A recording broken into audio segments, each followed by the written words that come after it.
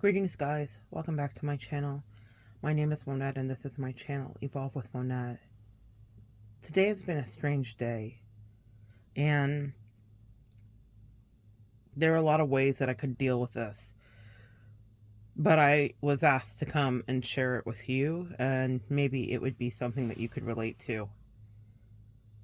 Buckle up because none of it flows together easily and yet I'm trying to make sense of it. I think the title of this will be The Fault in Our Stars and the Fender Bender. The Fault in Our Stars and the Fender Bender.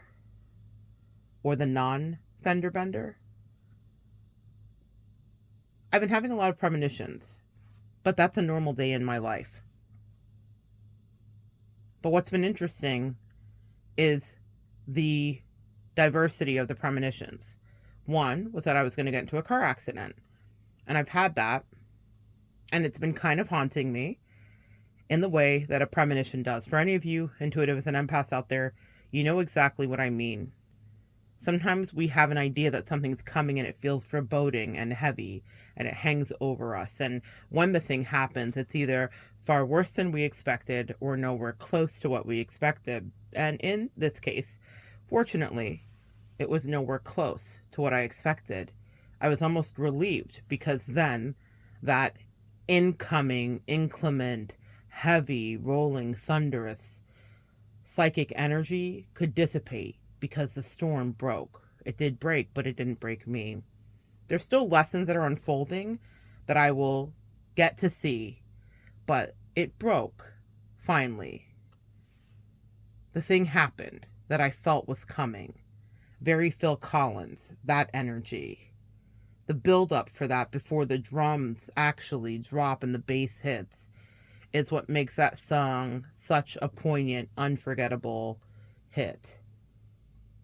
I can feel it coming in the air tonight. Hold on. Even the minor keys that he chooses, the band nerd in me understands. It's something that builds up suspense. And sometimes the suspense that gets built up is part of God's plan. So that happened. No fender was actually bent and no paint barely even touched. It was not a crash or a collision that involved acceleration. It was a stop and then a foot off of the brake, so a rolling bump. It was really interesting. Nothing that my intuition had been imagining. In another part of my brain, over the last 48 hours, I've been getting strong downloads from my angels to read A Fault in Their Stars. The author's name is John, and he is part of the Vlog Brothers. Is it John and Hank? I could be getting it wrong. But they're here on YouTube, a place where they very well belong. But this author wrote The Fault in Our Stars. And I knew it got lots of critical acclaim. And all that I knew about it was that it starred an actress named Shailene Woodley, I believe. And I know who she is because of this weird connection where she was running with buffaloes across the Great Plains of America to protest fracking.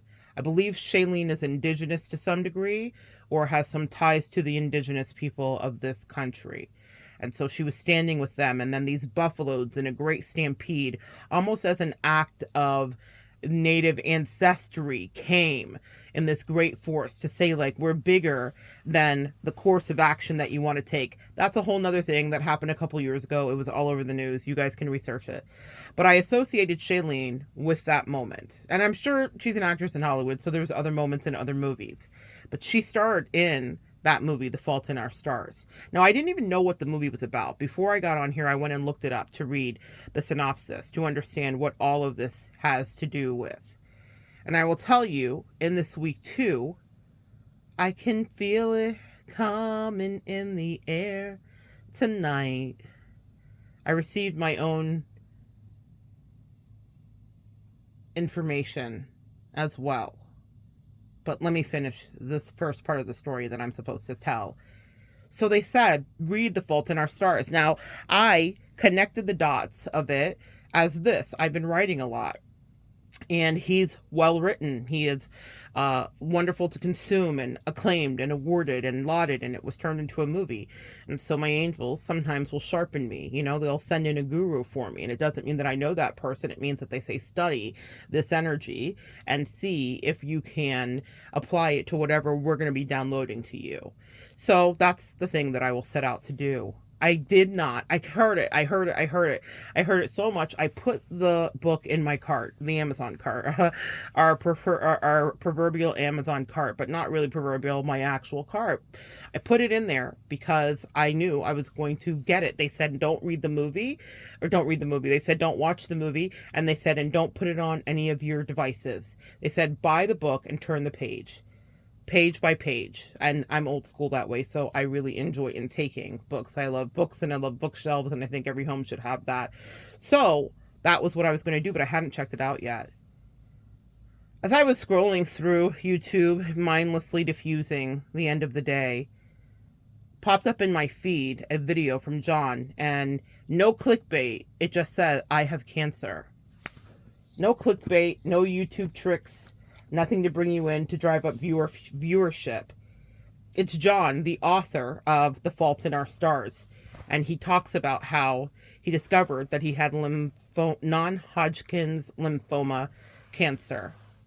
And he asked for a couple of things. He said, I don't want advice. It would be overwhelming. I have a great community of friends and family and medical professionals. I think he has millions of subscribers on YouTube. And he said, what I would love is recommendations for non-sad, non-bummer movies and video games, because I'll have lots of time on my hands. And he really managed and curbed his own expectations for himself and curbed our enthusiasm for what to expect from him, which I thought was really brilliantly done and incredibly wise. And he said, listen, I may or may not, upon the advent of chemo, feel like making any content. And his brother is his partner on this channel. And so he said, Hank may not be here with here either. And his brother, actually, whoever his brother, I'm not saying the name right, I don't know, but his brother's comment was pinned first, so you can see how his brother dealt with it. And at the end of it, he says, I'll see you in a couple of days, because family is family.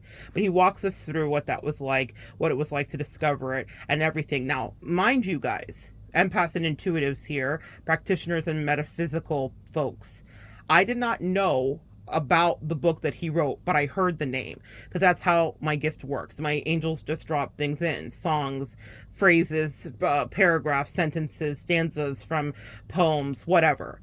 So they said, read The Fault in Our Stars, Monette. But again, I was making reasonable deductions that they were trying to get me better regarding writing and tighten something up or introduce a new style to me, of which I may be influenced, and it may come out in some of the work that I am personally doing. I did not know even what the movie or the book was about. So when I read it, he wrote so beautifully that he was awarded and lauded. And I don't even know what all of the awards were. I didn't do enough research before I jumped on here. I knew I needed to get this out because it has been bouncing around inside, in between my ears for days. He wrote a book about a girl who gets a very specific form of cancer, thyroid cancer, when she's 13, and how she meets someone in a cancer support group who has a very specific kind of cancer that causes him to be blind. And they both they're literary nerds, and they both love reading and books, and they set off on an adventure. I still don't know what it's fully about.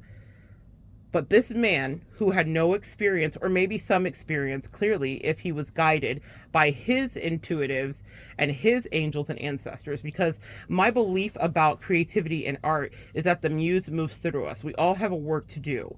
And as artists, there will be works that come through us. They come through you. We are channeled through the work. And if we don't get it out, then someone else will do it. They will do it because the word has to get into the world, or the work or the art or the creation has to be shared. And I also think that that is the thumping, resounding sound that my angels have been doing. They're saying, get prepared, Monette. We have given you an assignment. I take my life and my work, when they channel through me, so very, very seriously. So this man writes so brilliantly a work that it is now lauded and acclaimed. And it's about cancer, something I don't believe. Again, I haven't done enough research to know if he does have someone in his family or how he even came upon the concept. When I tell you this is so freshly being brought to me in bits and pieces for me to figure out, this is how a reading feels.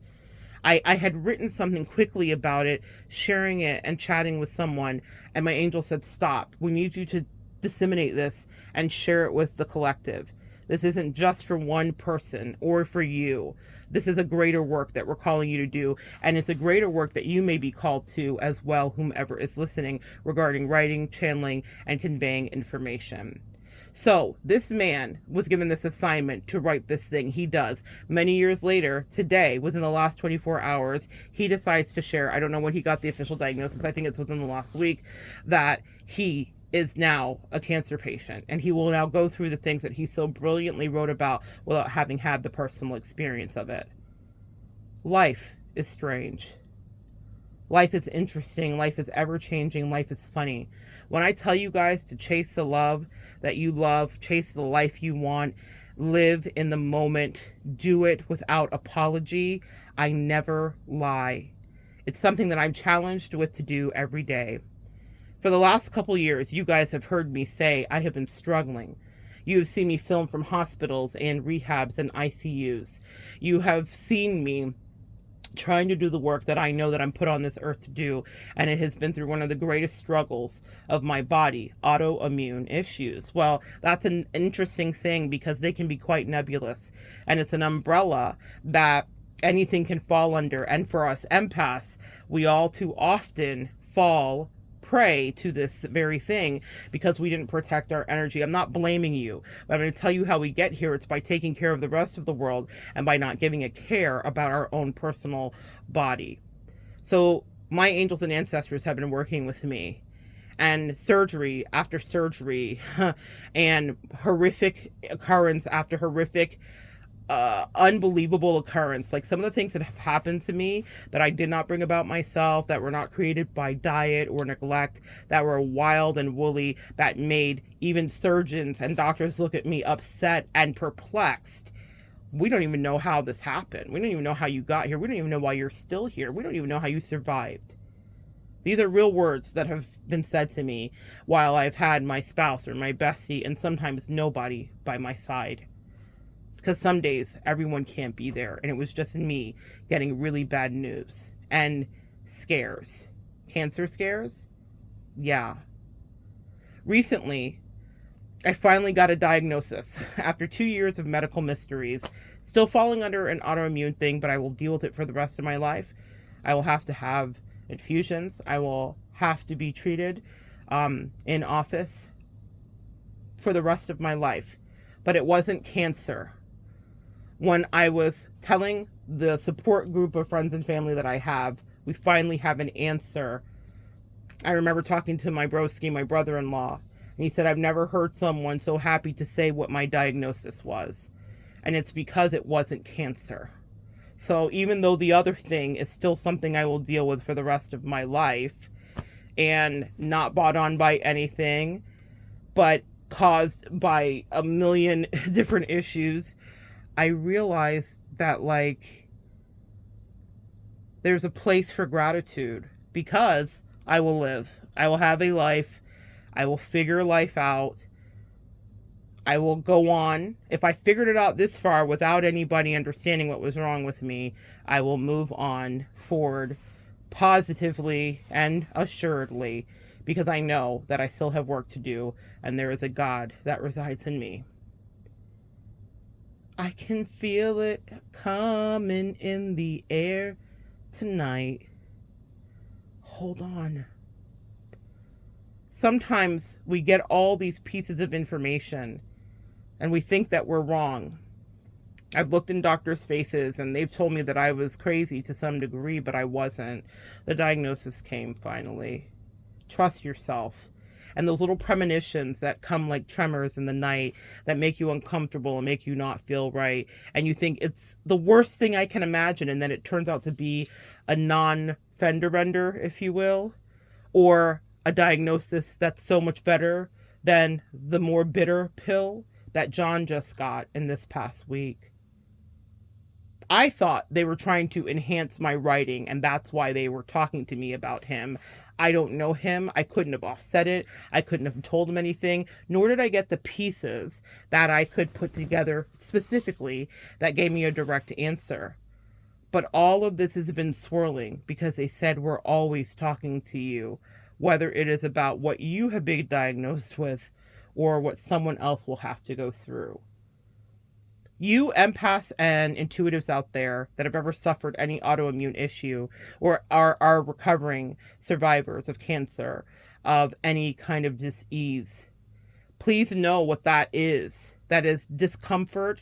That is learning something about protecting yourself, standing up for yourself, making room for yourself, resting, play, pleasure. There are so many mini lessons that are encoded in what feels like a situation that may have taken forever or took you off of your very forward moving endeavors. When sickness and illness comes to you, it's saying, sit down. Your body is saying, sit down. We have something to tell you. When I say that I'm looking forward to the work that he will do, he asks us to sign up for his newsletter because he says, depending on how chemo goes, I may not feel like blogging or being on camera, but I will write because a writer will write. My angels are funny. They are challenging me to bring something to you guys because life is not promised to any of us. And I don't want to make you feel like a bummer. Like he said, he asked us specifically not to do it. But I didn't understand why all of these things were bouncing around and what I was supposed to do with it. The way that I described it as I was writing to a friend tonight, I said it feels very often when I do readings that my angels ask me to stand over a tangle of multicolored wires with sweat dripping off of my nose, and I have to snip the right thing and diffuse it. And sometimes my life or a client's life depends on it. It depends on me putting all of these pieces that they scatter before me and dare me to put together properly. And other times, intuitive nudges come with the import of picking out the ripest watermelon, and it all comes down to the right thump. And if I don't thump right, all that happens is that we will not have the sweetest experience. But at the end of the day, everybody gets a slice of watermelon. Everybody loves watermelon. No harm, no foul. It's weird to have that power in your hand, and we all have it. This is not about me specifically. This is about the intuition that inhabits you. Sometimes our decisions are that big, left or right. Ripe watermelon, ripe avocado, which way should we go? What should we do? And sometimes it's, do I get this treatment? Do I listen to this doctor? In my case, do I get a skin graft or do I allow my body to heal? That was a real decision that was put before me. One of the times when I was in ICU and no one was around me and surgeons came in and surrounded me, and I did not have my spouse or my bestie. I had no crutch that I could lean on. I only had the God, angels, and ancestors that reside in me. And they gave me an option. They had to cut a huge chunk of my body off in this last couple of years. And they said, do you want to begin the skin graft process? We need you to sign here. And I had to make a decision intuitively. And I made the right one, but I didn't know. And that's why you need to pay attention and sharpen the tool of your intuition, empath, because you never know what is going to be the way to go. But I made the right one as far as my angels and ancestors guided me. And it wasn't until a year later that one of my surgeons looked at me and said, gosh, I'm so glad you made that decision. They didn't advise me then. They were not in the hospital room when I was making a split-second ICU decision by myself. I was the adult. There was no mom there to squeeze my hand and nobody else, unfortunately. Not to say that I did not have a beautiful support system around me, but, they couldn't be there every minute. And I was in the hospital for over a month, weeks and weeks, before I was transferred to a rehab to relearn how to walk. I will tell you this. The surgeon said to me, if you would have done the skin graft it would have taken you up to 2 to 3 years, and you still would never have healed properly because of the location of the site. He said the best thing you could have done is what you did, which is allow it to just heal on its own, even though that felt incredibly grueling. I was not a candidate for a wound vac because of where it was at. The wound vac that they put on me in the hospital in ICU was so excruciating, I thought that I was going to die. I passed out from the pain. And so I had to make a decision just with my brain that I don't think I'm a candidate for this, even though this is the miracle worker. But that for me did not exist. Empaths and intuitives, spiritual practitioners and shamans and high priestesses will be challenged sometimes with medical anomalies and scary situations that make no sense to anybody, because we are looking Chiron, the wounded healer, right in the face. Now, Chiron is a place in our chart. We could talk about the astrology of it, but let's talk about the archetype of Chiron, actually. It challenges us through our greatest pain, whether it's emotional wounding, neglect, you name it, or actual physical. And it says, what are you going to do with this? So in that moment, when I almost passed out from the pain, I didn't have any easy way out. A skin graft would have been technically an easier way out. The wound vac would have been an easier way out. But I was not a candidate for any of it. And they were letting me make the decisions. I could have insisted upon it. I could have put myself through that. I could have said, put more morphine through my IV, up the oxy. But my angel said, no, you're going to walk through this very slowly. There was no accelerating. There was no faster path or track to healing. I just had to do it. I had to drink the collagen. I had to go to rehab. I had to walk upstairs when I couldn't even stand to laugh, laying in my bed some days. I had to get up. Oh, God. And push through the pain. Sometimes in life, we don't have a choice but to push through hard things and no one's around you, whether it's an emotional separation, a divorce, whether it is actual pain, whether it is cancer, whether it is sickness, whether it is losing a loved one, a child, you name it. Sometimes there is no one there to hold you, and Chiron will look you in your eyes and it will challenge you and say, what are you made of? And it's not because it just wants to tussle with you. It's because it wants you to elevate and figure out how to find your way back to love. I'm not talking about who your booski is. I'm talking about how you love yourself. As I think of John tonight beginning this challenging battle that he so did beautifully right, that won him awards and brought acclaim and fame to his name, but then Chiron has knocked on his door and says, can you stand this pain? Now you go through it. Now you write about it when you're so sick you can't even sit up. Some of us will come to these junctures in our life where there is nothing left in our cup. Then God says, are you going to give up? So for whoever is listening tonight, that you have felt something coming in the air and it hasn't felt right, I ask you, are you going to give up? Well, it's not an easy answer, and I'm not judging you any way you go, but I'm going to tell you what I did. I said, hell no. And after 2 years of mysteries and raised eyebrows and doctors that looked at me like they felt sorry for me, and some with compassion in their heart, actually, I have an answer. Now, while it doesn't set me free, it does put me on a path to get back to existing more freely to a certain degree. You can think of it as being shackled to medications and treatments and infusions, or you can think of it as an opportunity to transmute the challenge of Chiron. And that's the demon time, as the kids say, that I'm on. I was like, okay, we're going to play. Well, then play we shall. Send energy to John and anybody you've ever loved that's been challenged with Chiron. Send energy and love to yourself, because each one of you listening has had your dark night of the soul where something ripped out your soul, where you didn't ask for it, you didn't bring it on, you didn't make yourself have it, you didn't do anything wrong, and yet the challenge stood before you.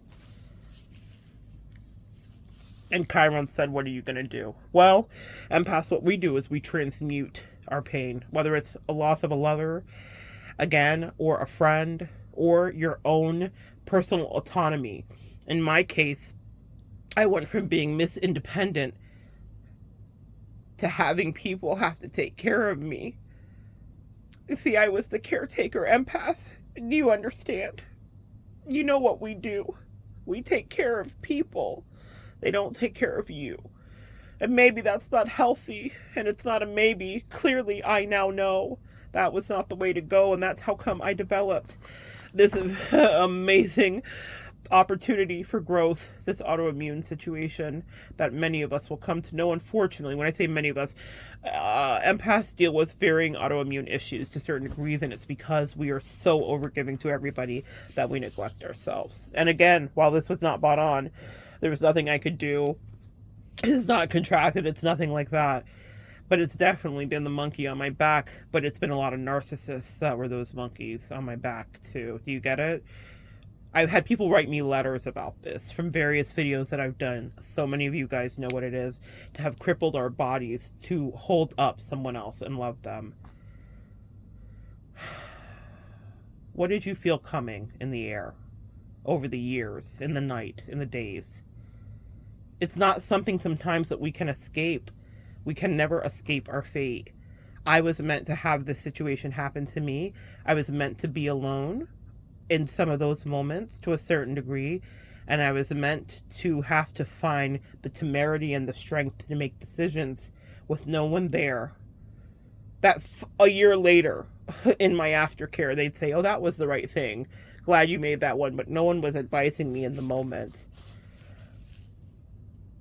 And it meant that I had to put myself in the position to own it and to have things happen with me and for me that I would never have agreed to, actually, to be seen as lesser as far as I was concerned, because I was dealing with multiple disabilities as a result of multiple surgeries that were coming at me at lightning speed. And one of them that was life-ending to a point, near death, within 24 hours had I not had that surgery. And it was so bad that I had 2 surgeries within that 24 hours. We don't always understand why we are given these challenges, but in the face of those challenges, we choose to stand. And again, for any of you guys that have lost loved ones, been through this yourself, you know exactly what it is. And even though it may not feel like God's plan, somehow, it is God's plan. It's why I've become so passionate with the things that I share and the way that I carry myself. I don't have time to waste. I don't have time for people to play in my face. Life is precious. So whether I'm telling you to find the love that you think you deserve and have the loves and the hugs and the cuddles and whatever and know your worth, whether I'm telling you to go after the business or to write the book or to write the movie, I was talking to someone who's a screenwriter earlier, or to do the singing or to finish that degree, whatever the thing that lights you up is, whether it's to have 5 kids instead of just 4 kids, whatever you want in this life, listen, nothing is promised. And I'm not trying to be a bubber, but I'm going to be honest. Go after what you want. I'm not talking about law of attraction and chase and this and that. Welcome it, let it come in, manifest it, all of that too. But I'm telling you, you deserve to live every ounce of this life because nothing is promised to you. And so my angels have been giving me the Phil Collins lead up. They want me to finish writing. They want me to offer to the collective what I've been through, for edification and laughter and levity for you. It's not sad, actually, because that's just how it works with me. And it's how they've given it to me. But they said, Monette, you have work to do. In the last couple years, I did not think I would be here. I did not know where this diagnosis was going to end up. And I thought in so many ways that I would never get my cups, the various cups I have in my life, filled up. And now I unapologetically say I deserve it. And I refuse to accept that I will not have it because I'm worth it. Also, I am your humble servant, meaning I'm here and I'm going to do what I have to do. But that's why I'm so adamant about communicating with you, about creativity, about putting out whatever may seem strange to anybody. I don't care. And I don't want you to care either. I believe we leave legacies here.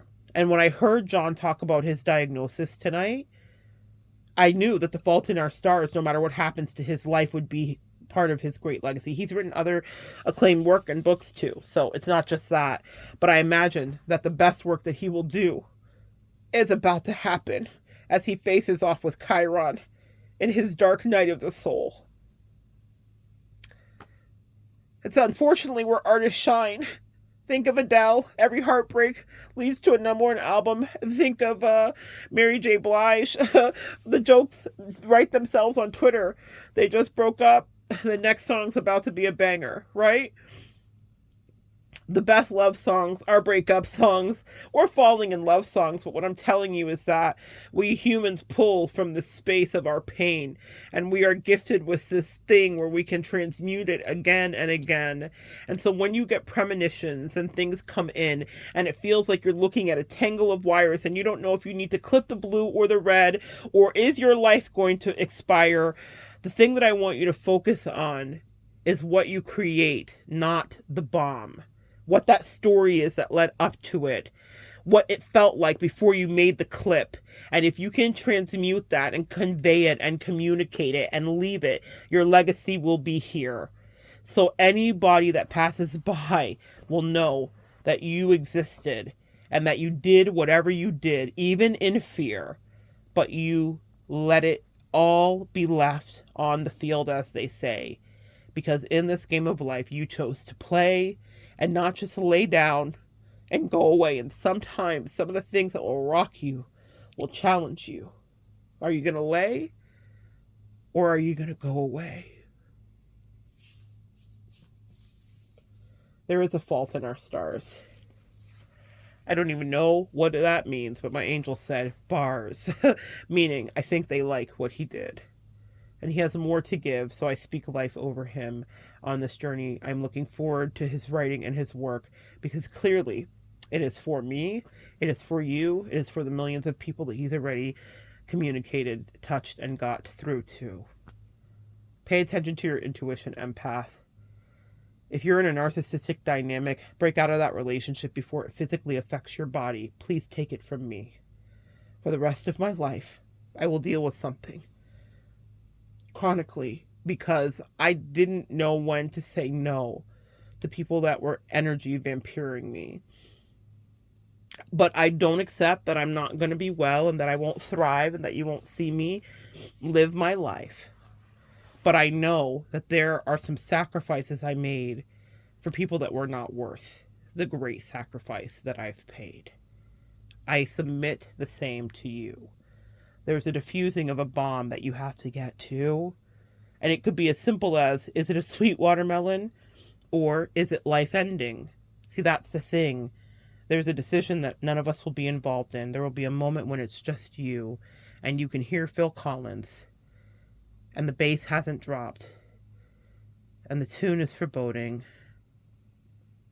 and the keys are minor, and there are things that you are not knowing, and you still have a life where Chiron will be challenging you to do some growing. I don't have an answer at the end of this. Usually I like to wrap it up, and I want you to feel better. I feel like you guys sometimes are my kids, but tonight this bedtime story is not about happy endings. It's about grit.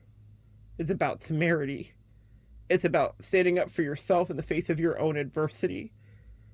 It's about being by yourself sometimes with no lullabies or no one to comfort or sing to thee. And it's about knowing that you still are tasked to leave a dazzling legacy. And so it is.